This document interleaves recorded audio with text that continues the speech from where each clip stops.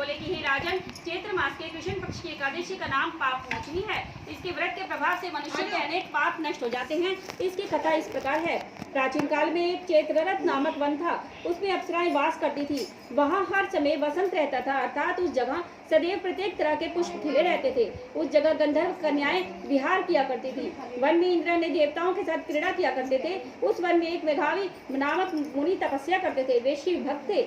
एक दिन मंजुघोषा नामक एक अप्सरा उनको मोहित करने के लिए सितार बजाकर मधुर स्वर में गाने लगी। उस समय शिव के शत्रु अनंत कामदेव भी शिव भक्त मेधावी मुनि को जीतने के लिए तैयार हुए। कामदेव ने उस सुंदर अप्सरा के गुरु का धनुष बनाया, कटाक्ष को उसकी प्रतिंचा डोरी बनाई और उसके नेत्रों को उस मंजुघोषा अप्सरा का सेनापति बनाया।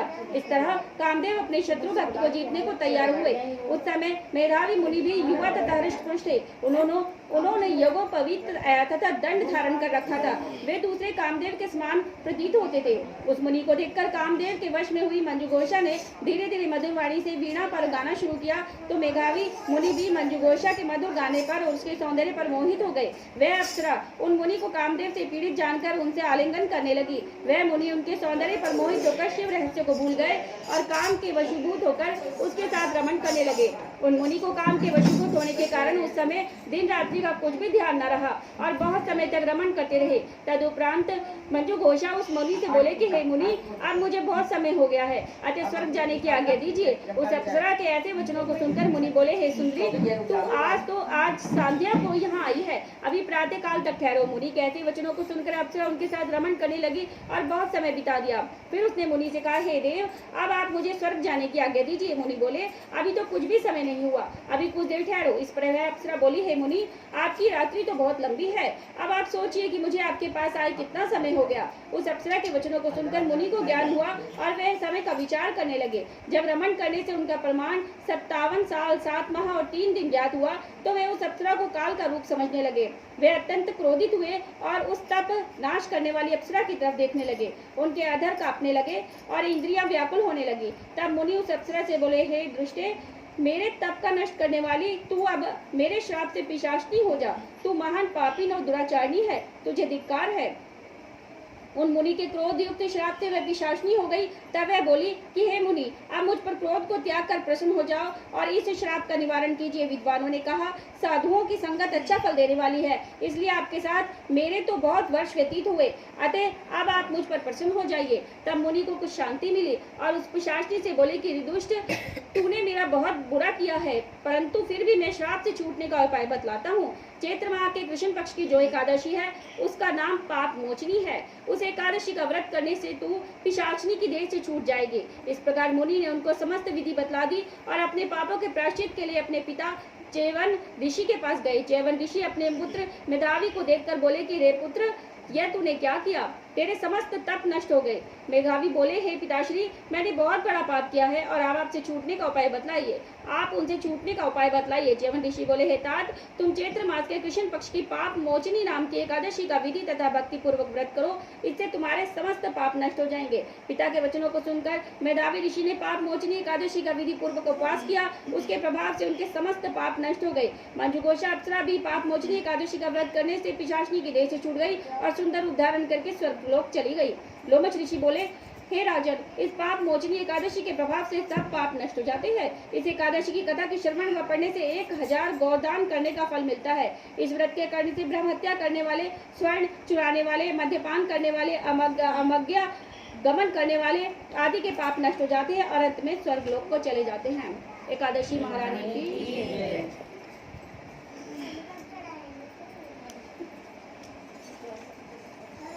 श्रीमद् भगवद गीता के 4थे अध्याय का महात्म। श्री भगवान कहते हैं, प्रिय, अब मैं 4थे अध्याय का महात्म बतलाता हूँ, सुनो। भागीरथी के तट पर वाराणसी बनारस नाम की एक पुरी है। वहाँ विश्वनाथ जी के मंदिर में भरत नाम के एक योगनिष्ठ महात्मा रहते थे, जो प्रतिदिन आत्मचिंतन में तत्पर हो आदर पूर्वक गीता के 4th अध्याय का पाठ किया करते थे। उनके अभ्यास से उनका अंतःकरण निर्मल हो गया था।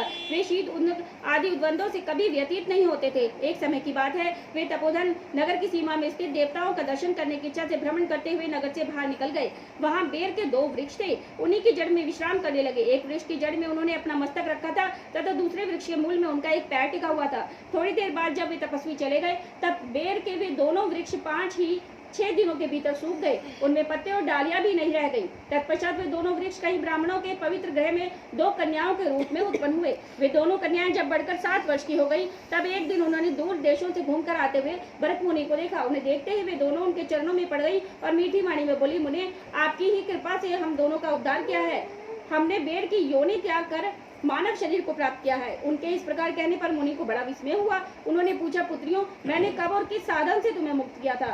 साथ ही यह भी बताओ कि तुम्हारे बेर के वृक्ष होने में क्या कारण था, क्योंकि इस विषय में मुझे कुछ भी ज्ञात नहीं है। तब एक कन्याएं पहले उन्हें अपने बेर को हो जाने का कारण बतलाती हुई बोली, मुने, गोदावरी तट के छिन्नपाप नामक एक उत्तम तीर्थ है, जहाँ मनुष्य को पुण्य प्रदान करने वाला है। वह पवनता की चरम सीमा पर पहुंचा हुआ है। उस तीर्थ में सत्यतपा नामक एक तपस्वी बड़ी कठोर तपस्या कर रहे थे। वे ग्रीष्म ऋतु में प्रज्वलित अग्नियों के बीच में बैठते थे। वर्षा काल में जल की धाराओं से उनके मस्तक के बाल सदा भीगे हुए रहते थे तथा जाड़े के समय जल में निवास करने के कारण उनके शरीर में हमेशा रेंगटे खड़े रहते थे। वे बाहर भीतर से सदा शुद्ध रहते, समय पर तपस्या करते और मन और इंद्रियों को संयम में रखते हुए परम शांति प्राप्त करके आत्मा ही में रमण करते थे। वे अपनी विद्वता के द्वारा जैसा विख्यान करते थे, उसे सुनने के साक्षात ब्रह्मा जी के प्रतिदिन उनके पास उपस्थित होते और प्रश्न करते थे। ब्रह्मा जी के साथ उनका संकोच नहीं रह गया था, अतः उनके आने पर भी सदा तपस्या में मगन रहते थे। परमात्मा के ध्यान में निरंतर संलग्न रहने के कारण उनकी तपस्या सदा बढ़ती रहती थी। सत्य तपा को जीवन मुक्त के समान अमान कर इंद्र को अपने संदेशाली पद के संबंध में कुछ भय हुआ। तब उन्होंने उनकी तपस्या में सैकड़ों विघ्न डालने का आरंभ किए। अप्सराओं के समुदाय से हम दोनों को बुलाकर इंद्र ने इस प्रकार आदेश दिया, तुम दोनों तपस्वी की तपस्या में विघ्न डालो, जो मुझे इंद्र पद से हटाकर स्वयं स्वर्ग का राज्य भोगना चाहता है। इंद्र का यह आदेश पाकर हम दोनों उनके सामने से चलकर गोदावरी के तीर पर, जहाँ वे मुनि तपस्या करते थे, आए। वहाँ मंद तथा गंभीर स्वर से बजते हुए मृदंग और मधुर वेणुनाद के साथ हम दोनों ने अन्य अप्सराओं सहित मधुर स्वर में गाना आरंभ किया। इतना ही नहीं, उन योगी महात्मा को वश में करने के लिए हम लोग स्वर, ताल और लय के साथ नृत्य भी करने लगे।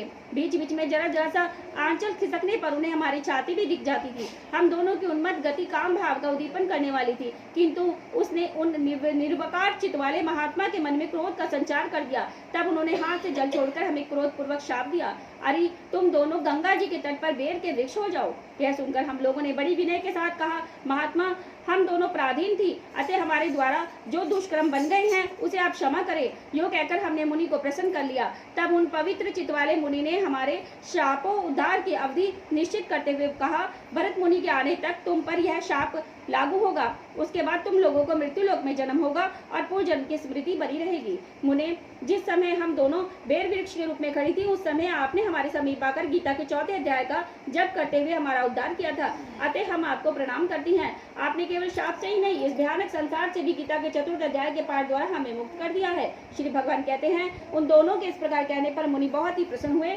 और उनसे पूजित और विदा लेकर चले आए थे। वैसे ही चले गए और वे कन्याएं भी बड़े आदर के साथ प्रतिदिन गीता के 4th अध्याय का पाठ करने लगी, जिनसे उनका उद्धार हो गया।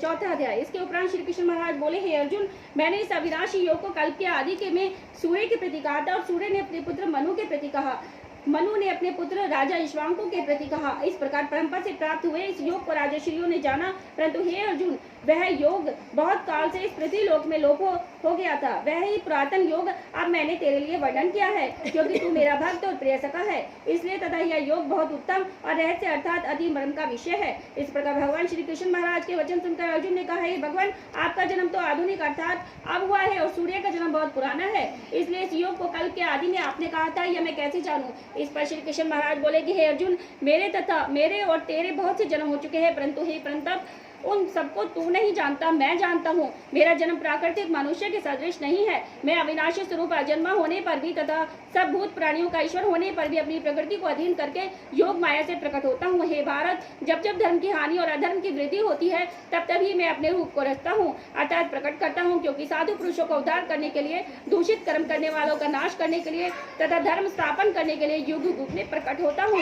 इसलिए हे अर्जुन, मेरा वह जन्म और कर्म दिव्य अर्थात अलौकिक है। इस प्रकार जो पुरुष तत्व से जानता है, वे शरीर को त्याग कर फिर जन्म को नहीं प्राप्त होता है, किंतु मुझे ही प्राप्त होता है। हे अर्जुन, पहले भी राग भय क्रोध से रहित अनन्य भाव से मेरे में स्थिति वाले और मेरे शरण हुए बहुत से पुरुष ज्ञान रूप तप से पवित्र हुए मेरे स्वरूप को प्राप्त हो चुके हैं। क्योंकि हे अर्जुन, जो मेरे को जैसे भजते हैं मैं भी उनको वैसे ही भजता हूँ। इस रहस्य को जानकर ही बुद्धिमान मनुष्यगण सब प्रकार से मेरे मार्ग के अनुसार बरतते हैं। जो मेरे तत्व को नहीं जानते वे पुरुष इस मनुष्य लोक में कर्मों के फल को चाहते हुए देवताओं को पूजते हैं और उनके कर्मों से उत्पन्न हुए सिद्धि भी शीघ्र होती है, परंतु उनको मेरी प्राप्ति नहीं होती। इसलिए तू मेरे को सब प्रकार से भज। हे अर्जुन, गुण और कर्मों के विभाग से ब्राह्मण, क्षत्रिय, वैश्य और शूद्र मेरे द्वारा रचे गए हैं। उनके कर्ता को भी मुझ अविनाशी परमेश्वर को तू अकर्ता ही जान। क्योंकि कर्मों के फल में मेरी स्पृहा नहीं है, इसलिए मेरे को कर्म लिपायमान नहीं करते।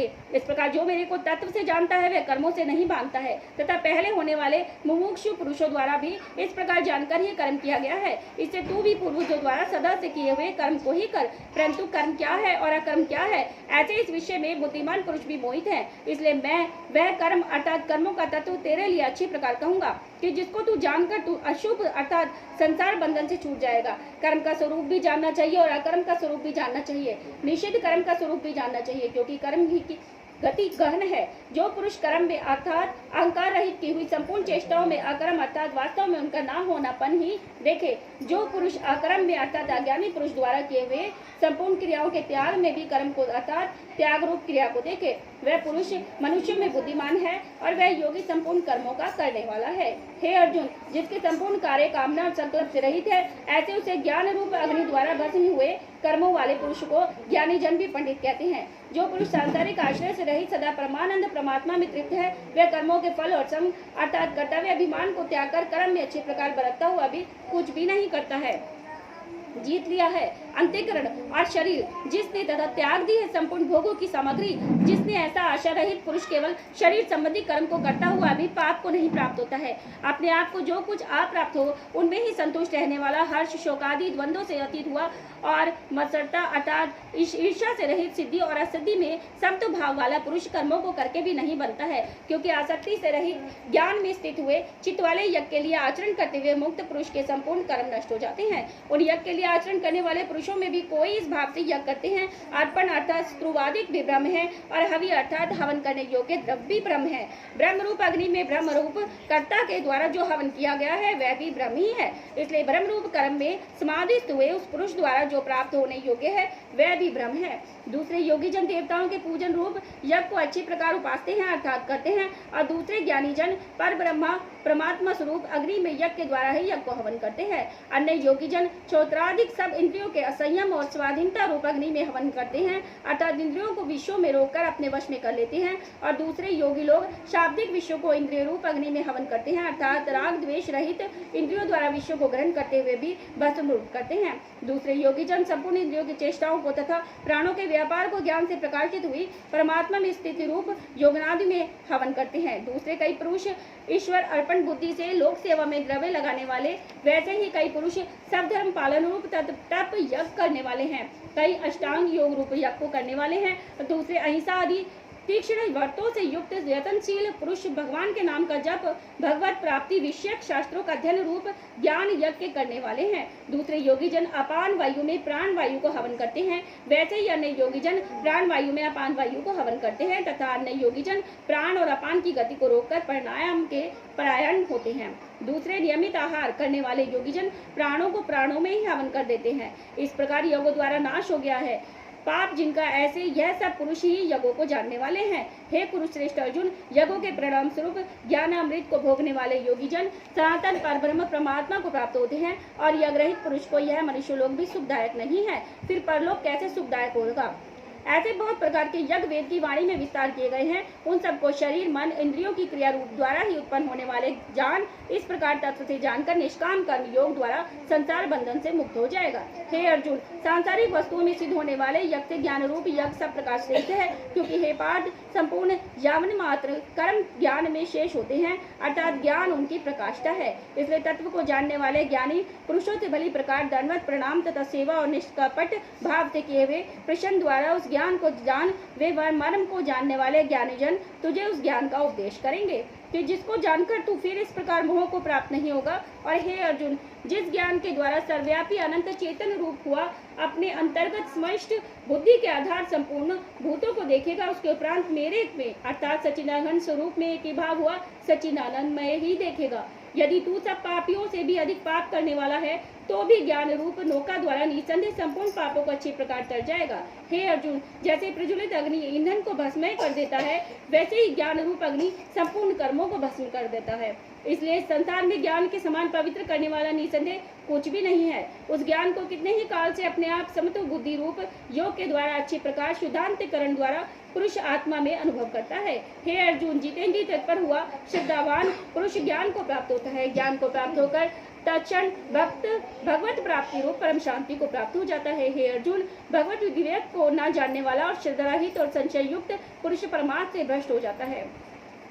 उनमें भी संशय युक्त पुरुष के लिए ना तो सुख है, ना ये लोक है, ना परलोक है, और ये लोक और परलोक दोनों ही उसके लिए भ्रष्ट हो जाते हैं। हे धनंजय, समस्त बुद्धि रूप योग द्वारा भगवत दर्पण कर दिए हैं। संपूर्ण कर्म जिसने और ज्ञान द्वारा नष्ट हो गए हैं, सब संशय जिसके ऐसे परमात्मा परायण पुरुष को कर्म नहीं मानते हैं। इससे हे भरतवंशी अर्जुन, तू समस्त बुद्धि रूप योग में स्थित हो और अज्ञान से उत्पन्न हुए हृदय में स्थित इस अपने संशय को ज्ञान रूप तलवार द्वारा छेदन करके युद्ध के लिए खड़ा हो जाओ। गीता महारानी की जय।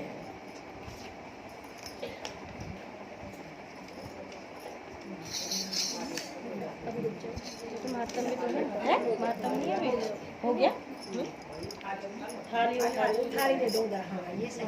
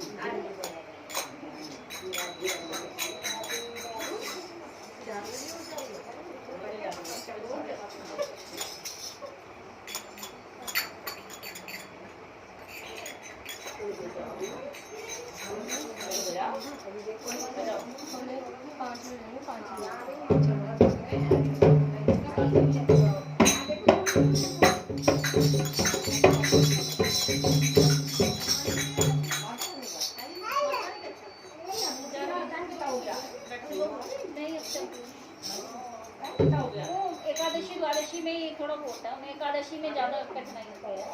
आज बल्कि मैंने गोदान भी करा दिया उनके हाथ से सीधे।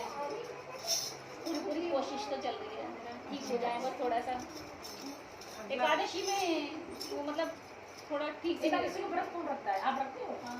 आप सुबह से वो ले लेकर हो ना, संकल्प मम्मी को दे देगा ना। नहीं, वो मैंने दिलवा दिया मेरी जिठानी से। अच्छा। हाँ। आज का देना अच्छा। हाँ हाँ दिलवा दिया, आज से शुरू किया उन्होंने। अच्छा। हाँ जी हाँ जी, तो उनसे दिलवा दिया। फिर पंडित जी से बात करी थी, वो फिर कह रहे थे वो दान जैसे पहले तो करवा दिया था भैया के बारे में, तो कह रहे थे नहीं, फिर अब उन्होंने जो जो बोला सब करवा दिया। सुबह कह रहे थे एकादशी का दिन उत्तम है ना आज का। आप कुछ नहीं है ना? हाँ अरे भी 15 दिन फिर ठीक चलती हैं। अच्छा। आज के दिन हो जाती है। हाँ 1 महीना हो गया जैसे, तो ये 2 दिन एकादशी पे होता है, 1-2 दिन पहले से थोड़ी बिगड़ती हैं, फिर स्थिति संभलती है, कल से संभल जाएगी। ये हो रहा है। और जब ये हमारे तो बहुत व्रत रखे हुए उद्यापन भी बहुत अच्छा करवाया। हाँ जी हाँ पुण्य मिलता है।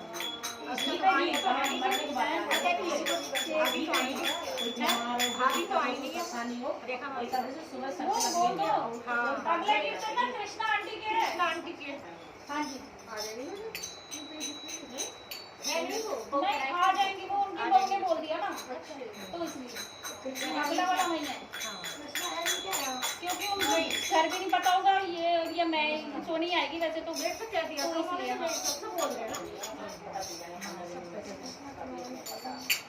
नहीं कृष्णा आंटी ने पक्का है तो। हाँ वो कई बार पूछी थी उनसे। हाँ वो चेंज नहीं है। कल भी आया था ना, तो मैंने कह दिया कि तुम आओ या बताओ।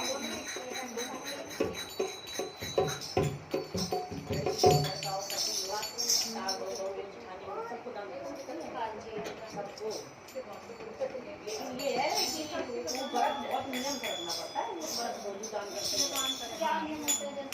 अब जैसे सुबह हमें जैसे उसमें नियम लिखा है, फलाहार बिल्कुल फलाहार लेना चाहिए, एक ही टाइम से शाम में कोई चाय पानी कुछ नहीं, कुछ नहीं। और सारे दिन वो जो नाम हम लेंगे ना वो सब उन्हीं को अर्पण होगा पूरे दिन का, जो भी कीर्तन भजन नाम जब जो भी होगा ना, अगर संकल्प लिया तो वही सब उनको जाएगा। ऐसे ही रखना है बिल्कुल बराबर। वैसे तो देखा जाता है निर्जली रहा जाता है, चाय पानी कुछ नहीं किया जाता है, 10वीं वाले दिन और 82 वाले दिन कल जब पराठ करोगे ना तब उनको व्रत लगेगा। वो पंडित जी ने 5 बोले हैं, तो 5 रखवा देंगे ना। पाप मोचनी आज हो गई, नियम होता है ये इस जन्म में तो करते करते फलदायी है, और जितने जन्म हम मरेंगे वहाँ तक भी फल जाता है इसका। वहाँ तो सदैव है, हाँ, तो वो हमें फल मिलता ही रहता है। नीतू की सास चली गई जैसे, तो पंडित जी ने उनके जाने के बाद बताया अभी 11, तो अब वो 11 रख रहे हैं, वो उनका पूरा परिवार रख रहा है। कर लेते हैं, हाँ जी कर लेते हैं ना। हाँ जी, जो हम अब स्टार्टिंग पता है ये डायरेक्ट लगता है, लगता है क्योंकि ऐसे ही ठीक हो जाए सारे दिन आप करो कर्म क्रिया वो सब उम्मीद लगेगा। छोड़ का जितना नाम हो जितना नाम हो जितना नाम हो सब उनको जाएगा, नाम जब नहीं जो जो जिसको बताया मैंने सब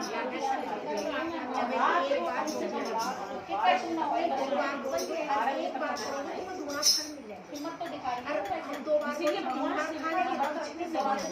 4 पहले तो पूजा होती है, सुबह 4 बजे, रात 12 बजे, शाम को 4 बजे, फिर रात को 2 बार प्रसाद। 4 पहले जिसने पूजा करी तो उसकी शिवरात्रि उसकी जगह एक पहले मानी जाती है। 4 पहले जिसने 4 पहले पूजा कभी बिना आए थी वही शिवरात्रि का व्रत है।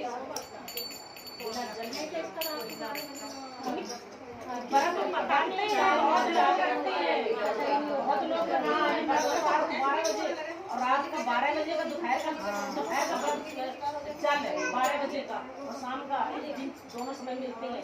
चढ़ाना है, हाँ 4 पहर पूजा भगवान शिव की होती है।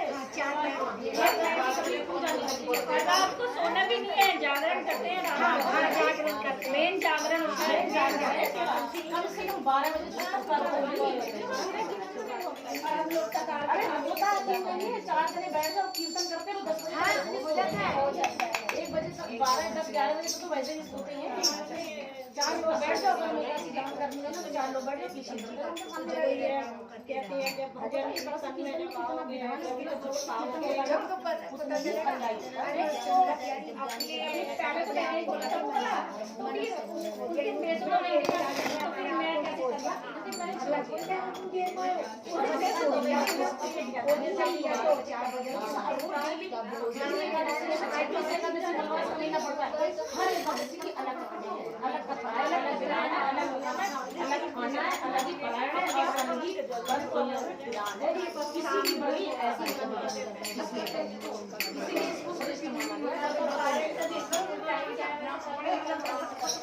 छह बजे से 6 बजे से 7, 8, 6 बजे तक। कितने बजे तक है?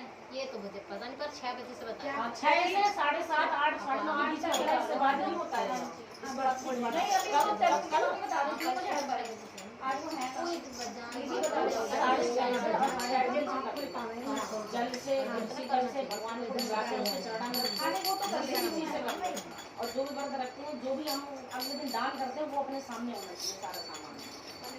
हाँ वो तो हाँ भी तो हमारे तो लगता है हम देखे ये है इसका कायदा।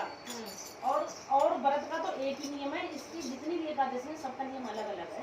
हाँ, सबका अलग-अलग इसीलिए सबसे श्रेष्ठ ये मानी गई है। हाँ, ये ज्यादा अलग अलग तो नहीं पता, ज्ञान कहानी है देखो ना, अलग अलग है कहानी, अलग अलग परायण है, अलग अलग आहार है, अलग अलग सब कुछ है, अलग ही पूजा अब पूजा करनी अलग है। इसमें आरती भी एकादशी 26 है, 26 नाम है एकादशी आरती है। कभी आरती एकादशी की करी तो पता ही नहीं, अब भर के आरती करते भी 26 आरती है, मैं 26 नाम है। 26 ही कथा है इसमें। पूजा पाठ करना यही तो नियम है, व्रत मान्यता सबको लेकिन नियम से करते तब डायरेक्ट लगता है, अन्य ऐसे नहीं लगने वाला है। चाहे कितना ही करते रहो तो फिर बस नहीं होता है। एक कैसे का बस बताया उसको तो 40 साल हो गए तो कहते हैं पता नियम से कुछ करा 40 या 50 साल होने के लगे हम भगवान को दोष दे देते भगवान हमें मन दिया ही इतने साल हो गए तो करता ही नहीं।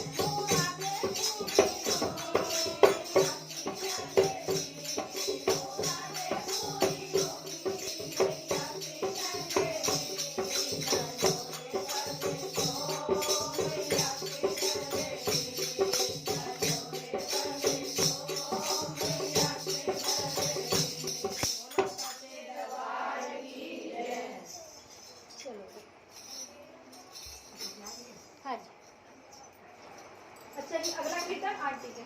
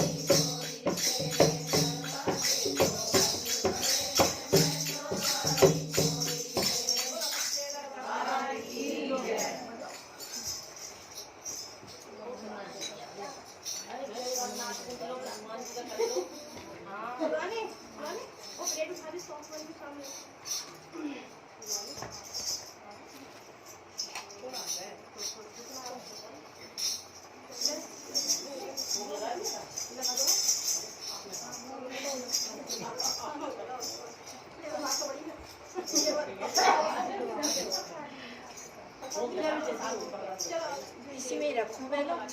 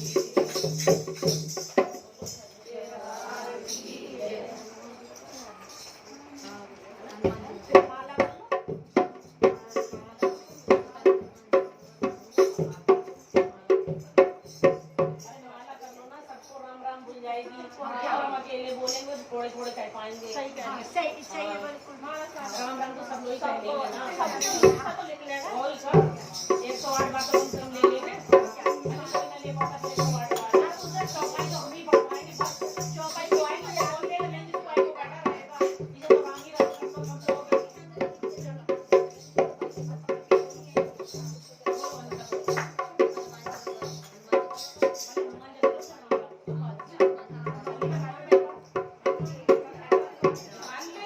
हनुमान जी को लगा एकदम से धक्का बोलेंगे। कोई आया चलो भाई। और ये देखो वो काम करो सबको आए। आंटी जा रही क्या? है कोई आया?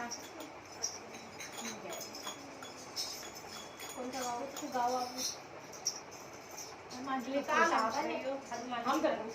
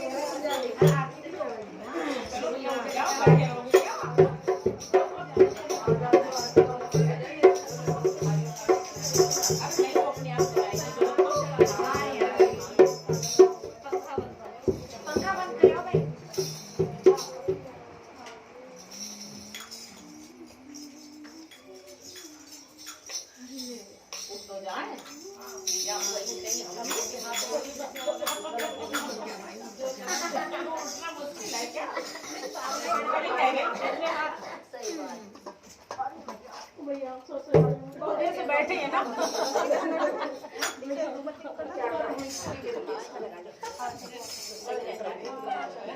कितना मुश्किल हो गया है। भगवान तुम्हारे रोज तो कीर्तन भी करवाओ है और कभी तो उठा ले और खड़ा नहीं कर सकते, तो हाथ पकड़ ले खड़े हो जाए। जो पढ़ने वाले बच्चे होते हैं परीक्षा में तो उन्हीं की होती है।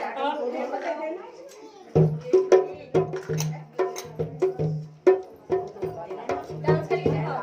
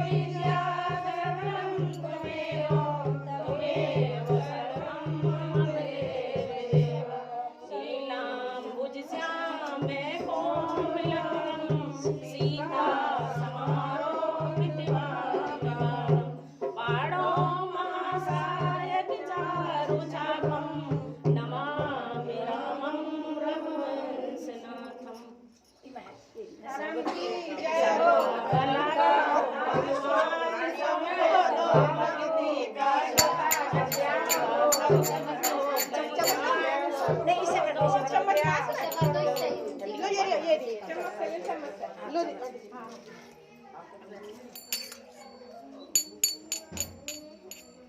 अब घुमा लो।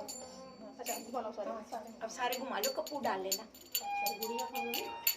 अरे छींटा भी लगा दो। अरे आप ही लगाओ, चलो आइए लगाओ। और क्या लगाओ, लगाओ सब ये लगाओ है तो लगाओ ना, हमारे ऊपर लगाओ क्या करना है? तुम्हें लगा सही छींटा लगे छींटा का बाप रे छींटा छींटा रे पानी का बाप रे पानी का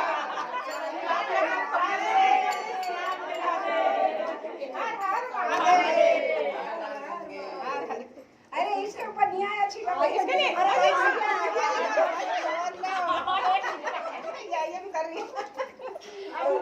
कोई ना गर्मी है, पीछे है बैठे हुए, पीछे बैठे हैं, आज छींटा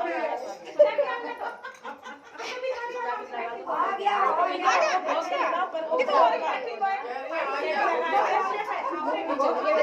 बढ़िया है, बर्फ खुल गया। इनका प्रसाद यहाँ है, कहाँ है? बुलाओ भैया प्रसाद के लिए। अभी आने दो इनको,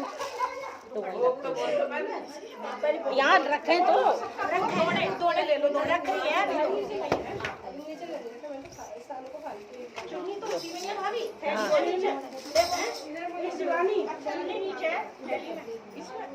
लो वो फूल वाली थाली उधर रखो। वो केले की रख लो, केले की इधर दे देंगे।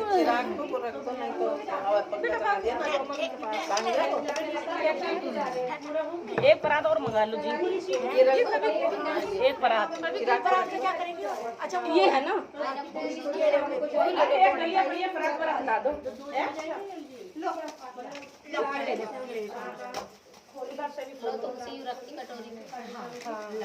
हाँ एक परात ही मंगा दी, सही है। परात में हो जाएगा।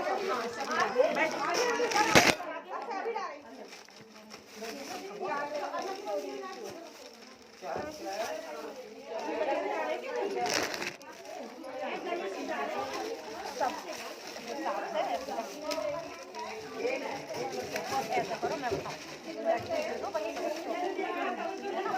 सबको बड़ा को आगे देना। एक परात मंगा लो, उसमें तोड़ लो।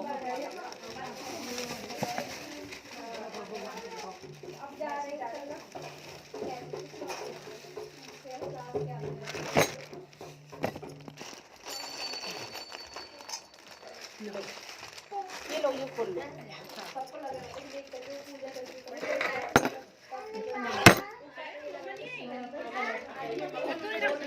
ये क्या है? सब चीज होनी चाहिए।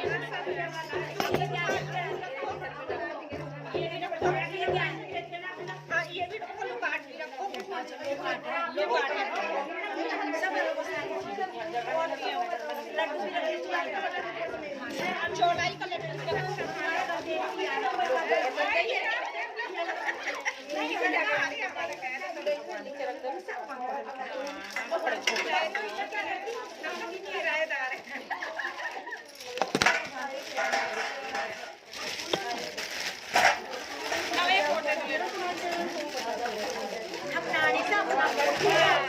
अपना एक खोटे सब कुछ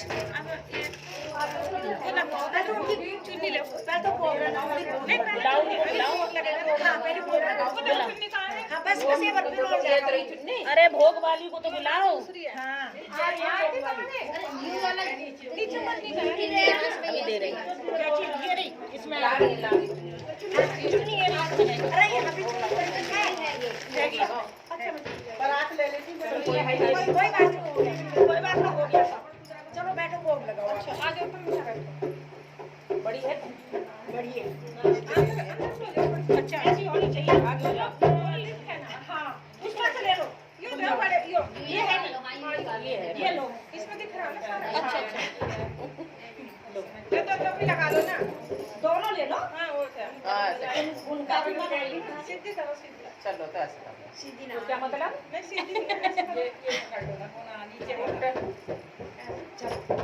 आगे बढ़ जाओ आगे आगे सामान मेरे पूरा हाथ जोड़ के रख ये रखिए ना लो भैया लगाओ हम पे आंटी जी उसको रखी थी लोटे की मैं पास ऐसे क्यों चलो चलो चलो लगा दो ये कौन बजाएगा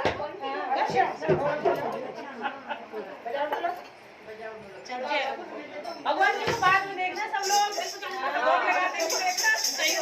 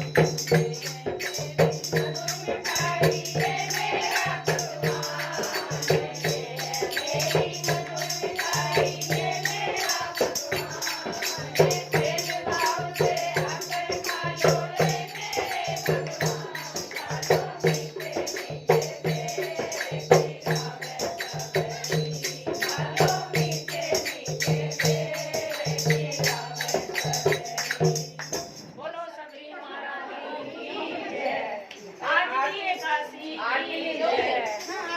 आज के आरके सज्जन की जय।